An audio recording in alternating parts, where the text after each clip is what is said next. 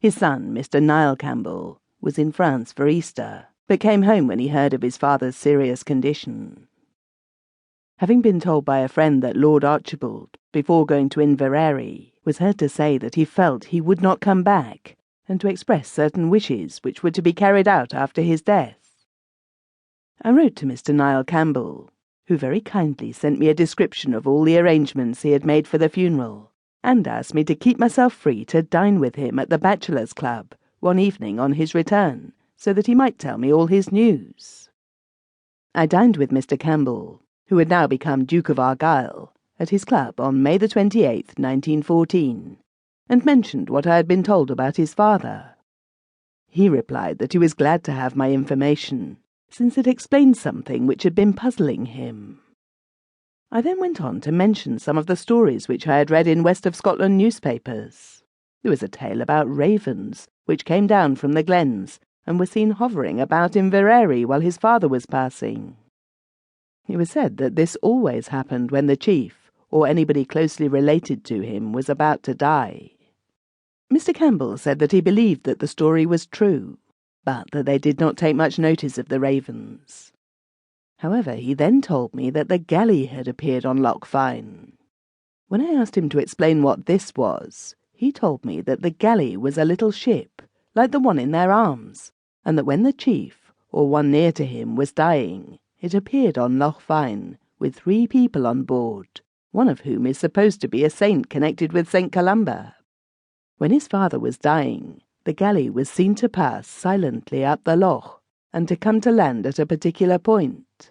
It then passed over land, and finally disappeared at the site of a holy place associated with St. Columba and given to the church by the forebears of the Campbells. A great many people saw it on the occasion of his father's passing, including a foreigner, that is to say, one who was not a Campbell or even a Highlander, but a Saxon. When the galley was seen to pass over the land, this man called out, "Look at that funny airship!" Part 2. In August 1914, I was staying at Inverary, arriving there after luncheon on the 18th. That afternoon, when tea was served in the library, there were present the Duke, his sister Lady Elspeth, the Bishop of Argyll and the Isles, the Chamberlain of Argyll and his wife, Mr. Samuel Gurney, and myself. I remember we were all sitting having tea round a big table, when presently I heard a tremendous noise at my side, like the banging of books. It was as though a whole shelf full of books had been taken out and thrown violently onto the floor of the open gallery which runs round the library. I looked up, but said nothing. In fact, no one uttered a word. But I noticed that the Duke and his sister exchanged glances and then looked at me. I had the impression that no one else in the room had heard anything.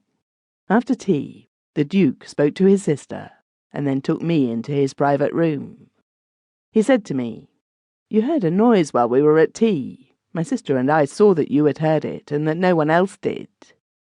He went on to tell me that that side of the castle was haunted, and that particular noise had been heard there for many years.